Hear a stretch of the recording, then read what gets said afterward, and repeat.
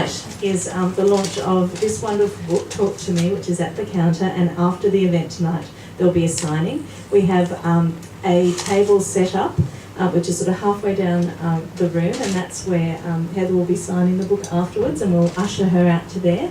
I'm sure you'll want to mob her and talk to her more about the book as you get your book signed. But to launch it tonight, we have Sylvia Roger, who is the Director of the Centre for Autism Research. So everybody please welcome Sylvia Roger.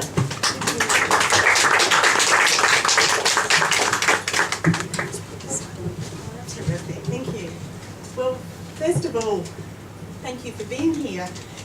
It's a very important Friday evening in West End, and we're here to celebrate the achievements of Heather Jones and her son Jamie, to recognise Autism Awareness Week and to launch the book titled Talk to Me. So isn't it great to be here with a Brisbane-based author in this very important week where we're trying to, not just nationally but internationally, recognise and help people understand more about autism and people living with autism and their families and carers. Secondly, I want to thank Heather for asking me to say a few words in recognition of her work in writing this book and its potential contribution to the body of knowledge and literature on practical approaches to working with individuals who are on the autism spectrum.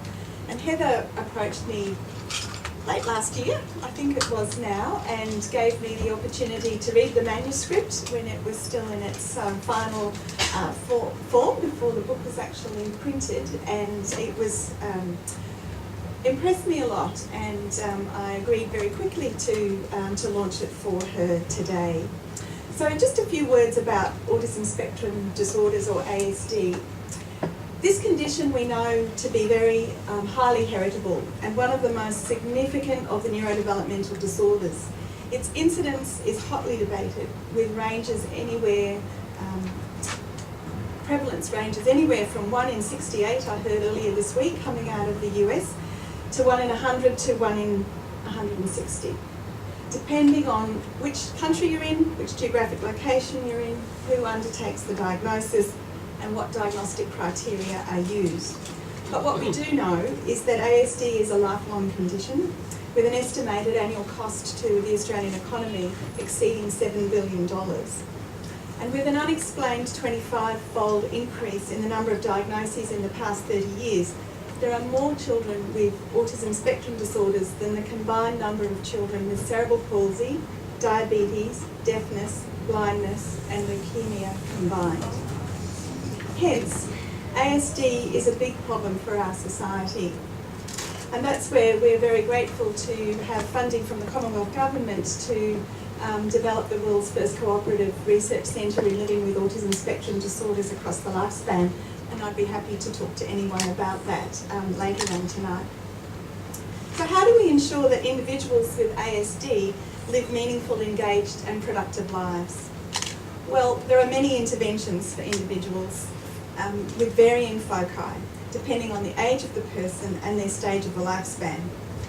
However, there has been far too little research into intervention effectiveness, and most of what has been done has focused on the early years after diagnosis, with very little looking at what works at school and what works in adulthood. Indeed, less than 1% of research funding internationally has addressed the adult years.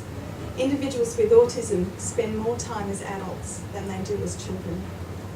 So, over the past number of years, researchers and service providers have slowly begun to realise that parents of individuals with autism spectrum disorders and the individuals themselves have so much to share with us about their lived experiences and their perspectives of what is useful and what has been successful for them. And what we need to do as both researchers and service providers is to incorporate rigorously conducted scientific research on efficacy and effectiveness with the perspective of those involved regarding their satisfaction with services and intervention methods and the impact of these on families, as well as the relative costs both in terms of time and financial resources. And this is where the work of parents like Heather Jones come to the fore. Heather's book provides a how-to guide with lots of useful strategies for both parents and professionals and describes how she helped Jamie to learn to engage in conversation, and hence her title, Talk to Me. But the book is about so much more than that. What sets Heather's work apart is that the chapters of this book are based on her meticulous and detailed diaries, notes, and written accounts of her attempts to help Jamie learn to talk to her. It was this detailed research that led her to writing the book. Based on trial and error that became more refined and focused over time, Heather developed a structured format of turn-taking, having expectations, and using cues and rewards around engaging in conversation. But beyond conversational skills, Heather developed a series of strategies to help Jamie learn many life skills, such as driving, so your mum tells me, cooking, and mastering other self-care skills, all of which are critical to adult living and independence. And she's done that based on a number of key concepts, and I just want to highlight these very briefly. Having a goal, setting a goal, developing strategies based on a structured approach, practicing the strategies and the skills prior to using them in everyday life, preparing those around them, grandparents for visits, driving instructors for lessons, coaching for success, not just Jamie, but others in his immediate environment, rewarding progress and performance towards mastering these goals. These elements, goal setting, coaching, development of strategies, practice, and evaluation, have become well researched in different interventions and have been shown to be effective in helping people meet their goals, particularly people with ASD and other developmental disabilities. So Heather's book is in effect an N of one single experiment, case experiment. And we need many more of these detailed studies that use documented, meticulous, careful approaches to help us to build up evidence about what works with whom and why. Those of you who know Heather probably better than me, and I've only had the opportunity to meet her in person once before today, other than email contact, but I'm sure you'll know her as an indomitable woman.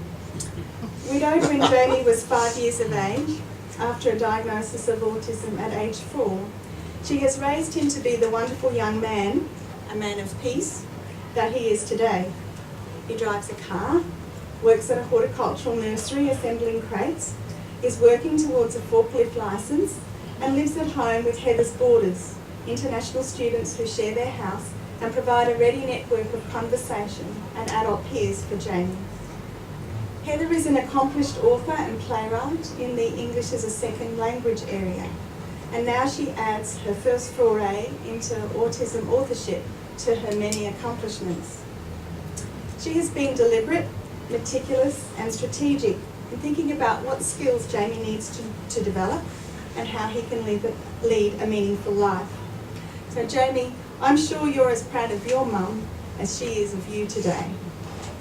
For all of us who are parents, there is no doubt that our children are our greatest life accomplishments, of which we are rightly proud. So to Jamie and Heather, congratulations. Without you, Jamie, this book would never have been written. And without Heather's meticulous documentation and tenacity, we would not benefit from the wisdom of her experience. We all have a lot to learn from the two of you. So it's my pleasure to officially launch this book, Talk to Me, and to commend it to you. Thank you.